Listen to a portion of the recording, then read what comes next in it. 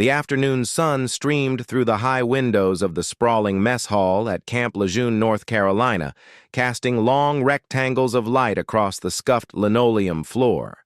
The air was thick with the clatter of trays, the rumble of hundreds of concurrent conversations, and the unmistakable scent of institutional cooking, a combination of steamed vegetables, roasted meat, and strong coffee that was the universal aroma of military life. For the young Marines of the 2nd Battalion, 2nd Marines, this was a sacred hour, chow time.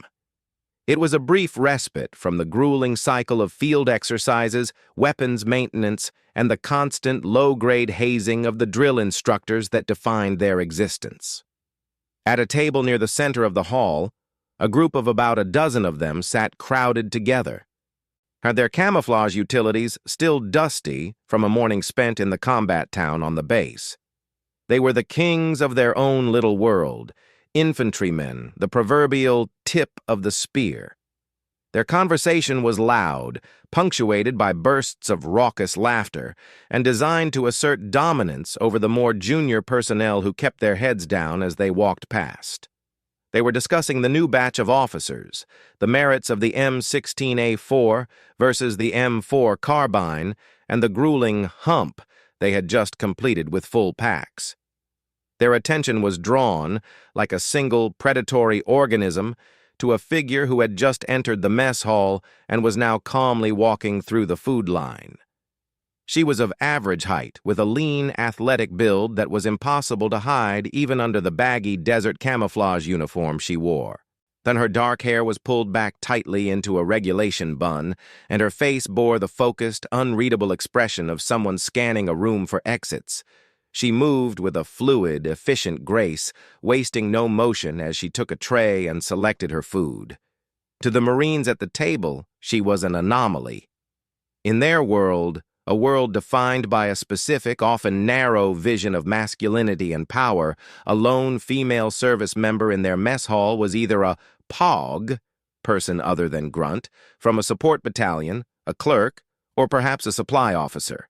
She was someone to be mocked, tested, and ultimately dismissed.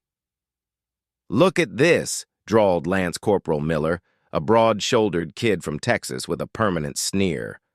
"Looks like the admin shop let their pet out for walkies." A few of the others chuckled, yet their eyes tracking her as she paid for her food and turned to find a seat. The tables near the door were mostly empty, but she seemed to deliberately choose one that was directly in the line of sight of the infantrymen. She sat down, placed her tray with its square of lasagna, green beans, and a carton of milk precisely in front of her, and began to eat, her eyes fixed on some middle distance. "Look at her," chimed in Corporal Jensen, a wiry, aggressive man who was the unofficial brawler of the platoon. "Probably thinks she's one of us. Thinks those combat patches on her shoulder mean something." He squinted, trying to make out the unit patch on her shoulder, but from this distance, it was just a blur of color. "Probably got it for typing a memo in a combat zone." The decision was made without a word. It was a tribal instinct.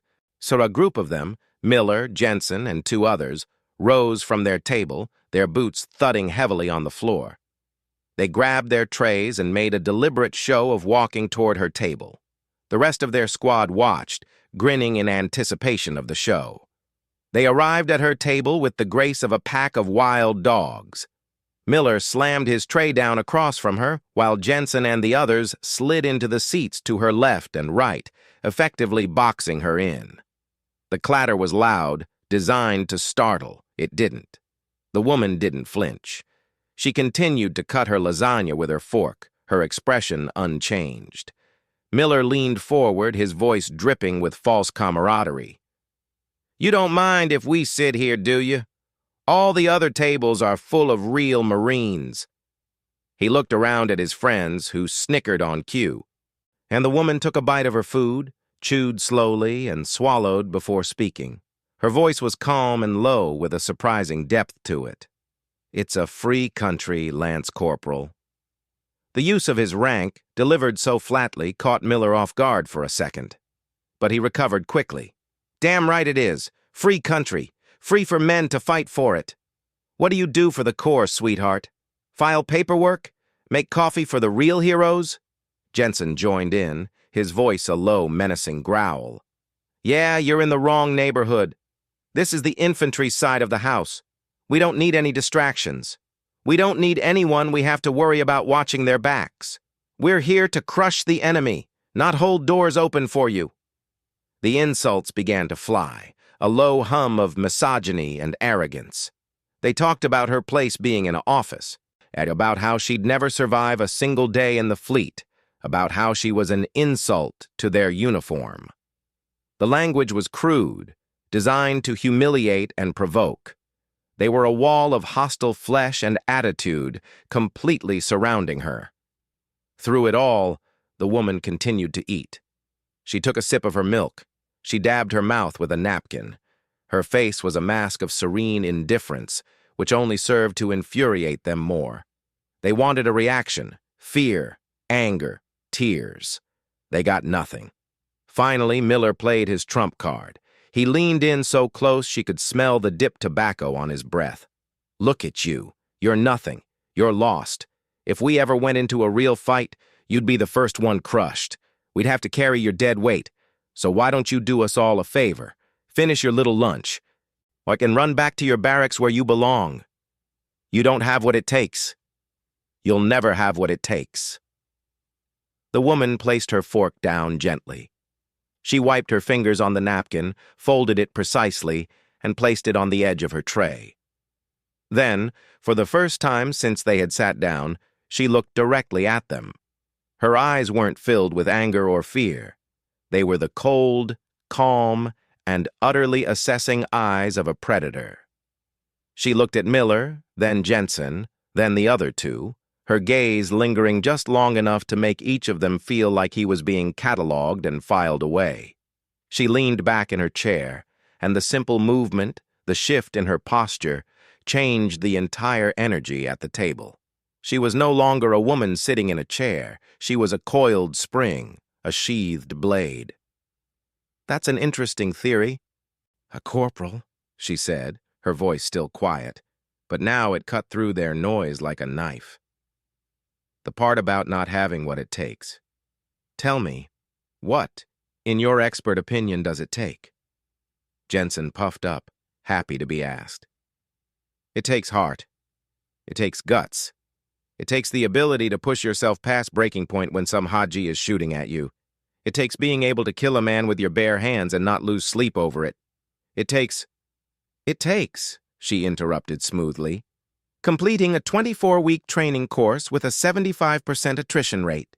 It takes Hell Week, 5.5 days of less than 4 hours of sleep, running over 200 miles, and doing physical training for 20 hours a day, all while soaking wet and covered in sand. It takes land navigation, underwater demolition, close-quarters combat, and parachute operations. She let the words hang in the air. The smirk on Jensen's face began to falter. It takes, she continued, her eyes never leaving his, learning how to exfiltrate a downed pilot from hostile territory. It takes being able to call in a naval gunfire strike within 50 meters of your own position. It takes the ability to hold your breath for over 2.5 minutes while you're tied up at the bottom of a pool, fighting off an instructor who is trying to make you panic and drown. Miller's mouth was slightly open. This wasn't the script. This wasn't how it was supposed to go. You want to talk about killing a man with your bare hands? She asked, a flicker of something dangerous passing through her eyes. We train in line combat system. We train in Brazilian Jiu-Jitsu. We train in Muay Thai. We train until breaking a man's neck becomes as instinctive as tying our boots. We train until we are cold, until we are efficient, until we are the quiet professionals who walk into the dark so that loud, arrogant children like you can sleep safely in your racks at night. She reached into the collar of her uniform blouse and pulled out a chain that was hidden beneath the fabric. Dangling from the chain was a small gold trident, the emblem of the Navy SEALs. It caught the light from the window and flashed, a tiny, brilliant star. The reaction was immediate and electric. It was as if she had pulled a gun. Jensen's face went pale, then flushed a deep, mortified red. Miller recoiled as if he'd been slapped, his eyes wide with a sudden dawning horror. The other two Marines seemed to shrink, their shoulders hunching as if they were trying to disappear into their own uniforms. "I'm not a clerk, gentlemen," she said, her voice dropping to a near whisper. "I'm not a supply officer. I'm a petty officer with the United States Naval Special Warfare Development Group. You may have heard of it. And I've forgotten more about crushing the enemy in the mountains of Afghanistan and the alleys of Ramadi than you will ever learn in your entire careers." She let the trident fall back against her chest. She looked at each of them one last time. "So, I'll ask again, Lance Corporal Miller. Do you still think you need to carry my dead weight? Or do you think maybe, just maybe, you ought to sit down, shut up, and finish your lunch?" The silence that followed was deafening. The clatter of the mess hall seemed to fade away, replaced by the roaring of blood in the Marine's ears. Miller couldn't meet her gaze. He stared at his tray, his lasagna now cold and unappetizing. Jensen looked like he wanted the floor to open up and swallow him whole. Without another word, the woman stood up. She picked up her tray, her movements once again fluid and efficient. She looked down at them, a queen surveying some particularly foolish peasants. "Enjoy the rest of your training, boys," she said. "Stay safe."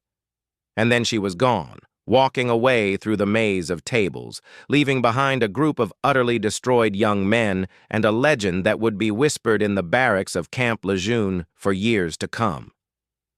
They had come to crush a stranger and had instead found themselves crushed by the weight of their own profound ignorance.